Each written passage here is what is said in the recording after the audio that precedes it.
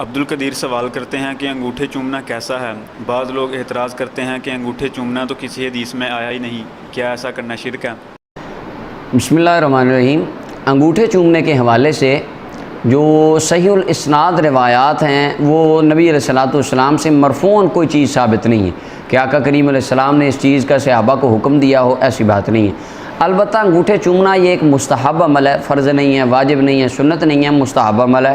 اس کا کام نبی علیہ السلام، اس کا تعلق نبی علیہ السلام کی محبت اور تعظیم کے ساتھ ہے۔ امام سخاوی رحمۃ اللہ علیہ اپنی کتاب مقاصد الحسنہ کی حدیث نمبر 1042 کے تحت لکھتے ہیں، علامہ اسماعیل حقی نے روح البیان کے اندر، اس کے علاوہ مسند الفردوس دہلمی کے اندر امام دہلمی نے روایات لکھی ہیں کہ جناب ابوبکر صدیق رضی اللہ تعالیٰ عنہ بیٹھے تھے تو آقا کریم علیہ السلام کا جب نام آیا، اذان ہو رہی تھی، حضرت بلال حبشی اذان دے رہے تھے، تو اس وقت جناب صدیق اکبر نے اشہد ان محمد رسول اللہ پہ اپنے دونوں انگوٹھوں کو چوم کر اپنی آنکھوں پہ لگایا۔ تو حضرت ملا علی قاری رحمۃ اللہ علیہ موضوعات الکبیر کے اندر فرماتے ہیں کہ جب اس بات کا تعلق صدیق اکبر سے ثابت ہے تو ہمارے لیے اس بات پر عمل کرنے کے لیے سنت صدیقی کافی ہے، کیونکہ نبی علیہ السلام نے صحیح حدیث میں فرمایا علیکم بسنتی و سنت الخلفاء الراشدین المہدیین، میری سنت اور میرے خلفاء راشدین کی سنت کو لازم پکڑنا۔ تو جناب صدیق اکبر خلیفہ راشد ہیں۔ ملا علی قاری فرماتے ہیں آپ کی سنت ہمارے لیے کافی ہے۔ اس کے علاوہ فتاوی شامی میں علامہ ابن عابدین شامی رحمۃ اللہ علیہ دیگر ہمارے احناف فقہا انہوں نے اس بات کی تصریح فرمائی اور اس کو مستحب عمل قرار دیا۔ سندیں اس کی اگرچہ ضعیف ہیں لیکن اس کے اوپر بھی 1400 سال کے ائمہ کا اتفاق ہے کہ ضعیف حدیث کی سند، جو ضعیف سند والی روایت ہے، فضائل کے باب میں مقبول ہوتی ہے۔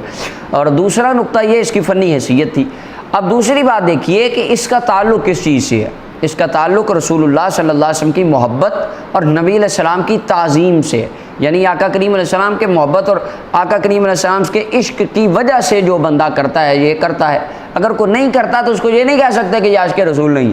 اب اس کی سادہ مثال سمجھے، ایک بندہ انگوٹھے تو چومتا ہے، وہ نماز ہی نہیں پڑھتا، چوری بھی کرتا ہے، زنا بھی کرتا ہے، شراب بھی پیتا ہے۔ ایک بندہ انگوٹھے نہیں چومتا لیکن وہ نماز بھی پڑھتا ہے، ہر حرام کام سے بچتا ہے، تو ہم کیا کہیں گے کہ انگوٹھے چومنے والا افضل ہے یا یہ زیادہ عاشق رسول ہے جو انگوٹھے نہیں چومتا، یہ عاشق رسول نہیں؟ ایسی بات نہیں ہے۔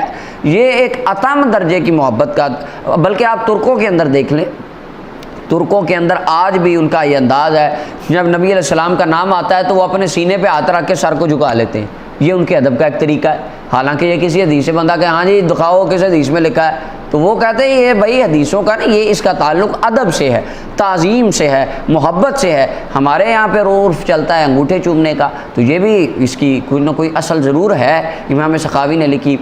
تو اور دوسری بات، اللہ تعالیٰ نے قرآن کریم میں ارشاد فرمایا نختم علی افواہہم، ہم ان کے منہ پر قیامت والے دن مہریں لگا دیں گے، ان کے ہاتھ اور پاؤں گواہی دیں گے، یعنی انسان کے منہ پہ مہر لگ جائے گی قیامت والے دن، ہاتھ گواہی دیں گے یا اللہ یہ کرتا تھا، پاؤں گواہی دیں گے یا اللہ یہ کرتا تھا۔ اب آپ سوچیں اس وقت ہاتھ یہ بھی تو گواہی دیں گے کہ یا اللہ جب تیرے نبی کا نام آتا تھا یہ ہمیں چوم کے اپنی آنکھوں سے لگاتا تھا۔ تو آپ سوچیں اس کام کا قیامت والے دن آپ کو فائدہ ہوگا یا نقصان ہوگا؟ فائدہ ہی ہوگا۔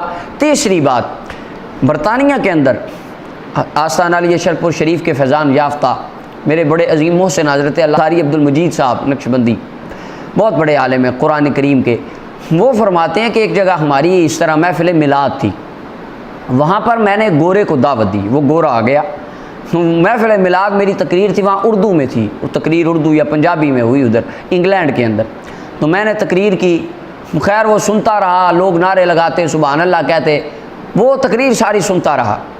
تقریر سننے کے بعد نا وہ مجھے کہنے لگا مولانا مجھے تمہاری تقریر کی یا تمہارے جو تم نے کیا کسی چیز کی سمجھ نہیں آئی، ایک بات مجھے یہ بتاؤ، یہ 10 منٹ بعد ہر 5 منٹ بعد یہ تم ایسے کیا کرتے تھے؟ تو قاری صاحب کہنے لگے بھائی میاں یہ ہمارا اہل سنت کا ایک طریقہ ہے، جب ہمارے رسول کریم صلی اللہ علیہ وسلم کا نام ہماری زبان پہ آتا ہے نا، ہم ان کے نام کی محبت میں اور ان کے نام کے ادب میں اور ان کے نام سے عشق و محبت کا اظہار کرتے ہوئے اپنے ہاتھوں کو چوم کے آنکھوں پہ ماتھے پہ لگاتے ہیں کہ یا رسول اللہ آپ کا ہر حکم ہماری آنکھوں پر، آپ کا نام ہمارے سر ماتھے پہ، یہ ان کے ادب میں ہم ایسا کرتے ہیں۔ قاری صاحب کہتے ہیں میں نے اس کو یہ بات بتا دی، 2 سال بعد برطانیہ کی لائبریری میں مجھے وہ ملا اور سفید رنگ کی اس کی داڑھی تھی، تو وہ مجھے کہنے لگا کہ آپ نے مجھے پہچانا ہے؟ میں نے کہا نہیں میں نے تو نہیں پہچانا۔ تو کہنے لگا میرا نام محمد عمر ہے، میں وہی گورا ہوں جو تمہارے میلاد کی محفل سننے ایک بار آیا تھا۔ تو ان کا آپ بھائی مسلمان کیسے ہو گئے؟ وہ کہنے لگا میں نے نا بس جب کہ وہ یہ بات سنی نا تو بس آپ کی یہ انگوٹھے چومنے والی بات مجھے مسلمان کر گئی کہ مذہب یہ کتنا عظیم مذہب ہے کہ جس مذہب کے پیروکار 14 صدیوں کے بعد اپنے آقا و مولا کے نام سے اتنا پیار کرتے ہیں، یہ اپنے نبی کی ذات سے کتنا پیار کرتے ہوں گے۔ تو کہنے لگا بس آپ کا یہ عشق و محبت کا جذبہ اور یہ انداز مجھے مسلمان کر گیا اور اب میں قرآن پڑھ رہا ہوں۔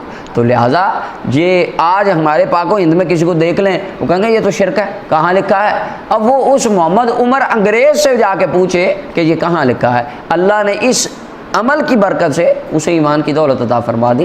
تو یہ کام بالکل صدیق اکبر رضی اللہ تعالیٰ عنہ تک اس کی سند جاتی ہے۔ اگر کوئی کرتا ہے تو بڑی اچھی بات ہے، اگر کوئی نہیں کرتا تو اس کو برا نہیں کہنا چاہیے، اور جو کرتا ہے اس کے اوپر شرک و بدعت کے فتوے نہیں لگانے چاہیے۔